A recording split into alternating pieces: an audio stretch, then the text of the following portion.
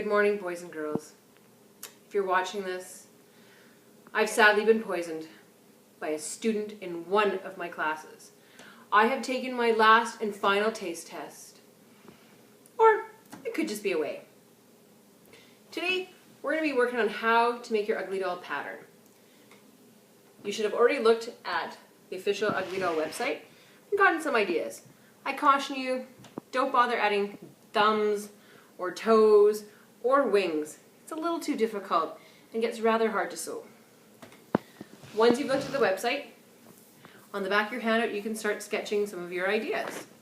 Once you have an idea, it's time to turn it into your pattern. So put your sketchbook away and grab a big sheet of paper. If you want to make your character symmetrical, I strongly suggest taking your paper and folding it in half. Start by drawing the shape of your body. Mine's going to be kind of square.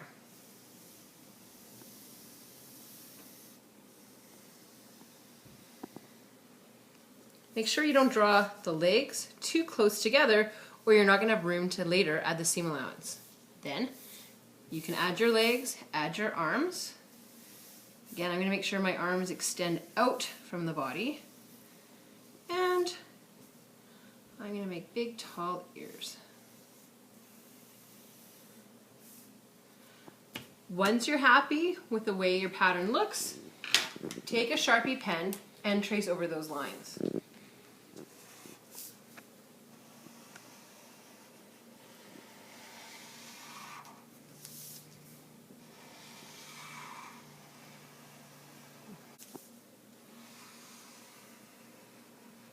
Now I should be able to flip it over and see my line on the other side.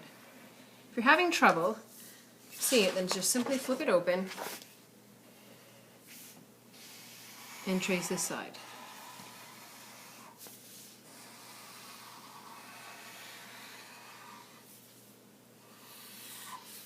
Especially if you find the paper is a little on the thicker side.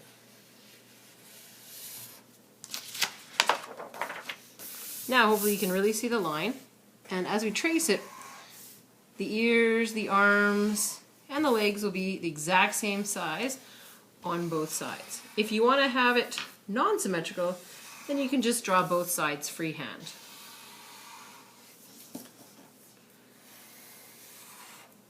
Now it's time to add your facial features. You can choose to do an X for an eye, a circle for an eye. You can do a tongue, a bunch of teeth, fangs, a tongue and teeth. You get to decide. This is where you get to be creative again. I'm going to keep mine simple. I'm going to do 2 circular eyes, an oval nose, line in front of the mouth, and a tongue.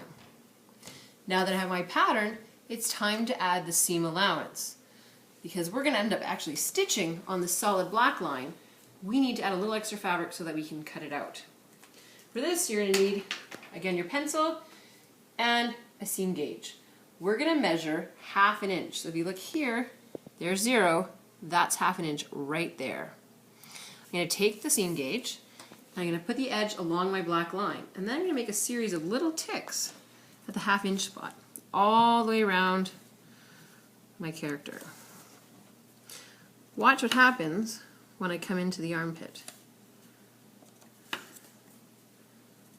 I'm just going to work my way around again, always 1/2 inch. It's really important that my seam allowance be consistent because that'll allow my character to turn out the way that I first drew it.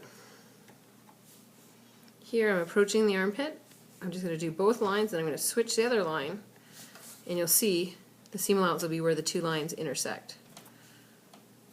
Now that you're finished drawing all those tick lines around your character, I want you to take your pencil and you're going to join those tick lines going all the way around. It's kind of like connect the dots.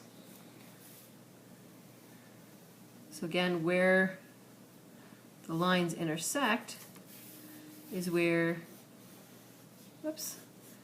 is where you'll draw the corners, like in the armpits or between the legs. So just like that.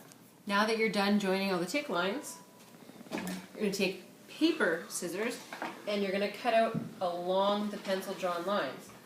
so that your pattern should look like this. Go to the bins and select your favorite color of short pile fleece. Pin it on the fleece and make sure you cut out 2. You need a front and a back for your character. Once you've done that, you can go ahead to the felt bin and cut out your eyes, your mouth, your nose. The line for the mouth we can either do out of a really thin piece of black felt, or we can use embroidery floss. Once those have been cut out, you can either pin them to your character, or if you're out of time, put everything into a plastic Ziploc bag. Have fun, and next class, if I'm still around, I'll show you how to hand stitch the facial features on your Ugly Doll.